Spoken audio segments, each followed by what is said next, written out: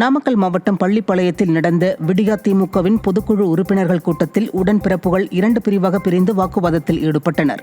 பள்ளிப்பாளையம் நகரமன்ற தலைவர் நகர கட்சி பொறுப்பாளர்களை கலைத்து மீண்டும் புதிய நிர்வாகிகளை மாற்ற வேண்டும் என கூறியதை அடுத்து நகரமன்ற தலைவர் தரப்பினருக்கும் எதிர்த்தரப்பினருக்கும் இடையே தள்ளுமுள்ளு ஏற்பட்டது. இரு தரப்பினரும் வார்த்தைகளால் வீடு கட்டியதை கண்ட திமுக நாடாளுமன்ற உறுப்பினர் பிரகாஷ் அதிர்ச்சியடைந்து அங்கிருந்து நடையை கட்டினார். பொம்மை முதல்வர் ஆட்சியையும் திறமையாக நடத்தவில்லை, கட்சியையும் திறமையாக நடத்தவில்லை என பொதுமக்கள் வேதனை தெரிவிக்கின்றனர்.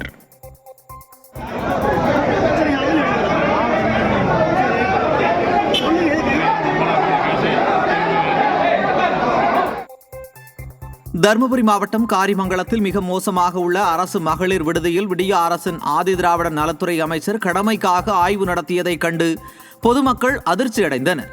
கழிவறைகளில் கால் வைப்பதற்கே கூசும் நிலையில் இருந்ததையும் விடுதியை சுற்றிலும் அதிக அளவு கொசுத்தொல்லையும் இருந்ததை கவனித்து நடவடிக்கை எடுக்காமல் கடமைக்காக அமைச்சர் ஆய்வு செய்ததாக மக்கள் குற்றம் சாட்டியுள்ளனர்.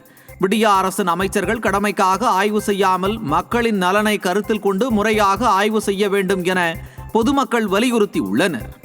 தேனி மாவட்ட ஆட்சியர் அலுவலகத்தில் ஆட்சியரின் காரின் முன்பு உடல்நிலை பாதிக்கப்பட்ட தந்தையை படுக்க வைத்து தர்ணா போராட்டத்தில் ஈடுபட்ட பெண்ணால் பரபரப்பு ஏற்பட்டது. ஆண்டிப்பட்டி அருகே உள்ள பிச்சம்பட்டி கிராமத்தைச் சேர்ந்த கணவரை இழந்த விஜயசாரதி மகன் மற்றும் தனது தந்தையுடன் வசித்து வருகிறார். இந்த நிலையில் கடந்த 4 மாதங்களுக்கு முன்பாக தந்தைக்கு விபத்து ஏற்பட்டு கால்கள் செயலிழந்த நிலையில் மருத்துவ செலவிற்காக குடும்ப சொத்தை விற்க முயன்றுள்ளார். இந்த நிலையில் ராம் சுந்தர் என்ற நபர் அந்த நிலத்திற்கு போலி பத்திரம் தயாரித்திருப்பதாக கூறப்படுகிறது.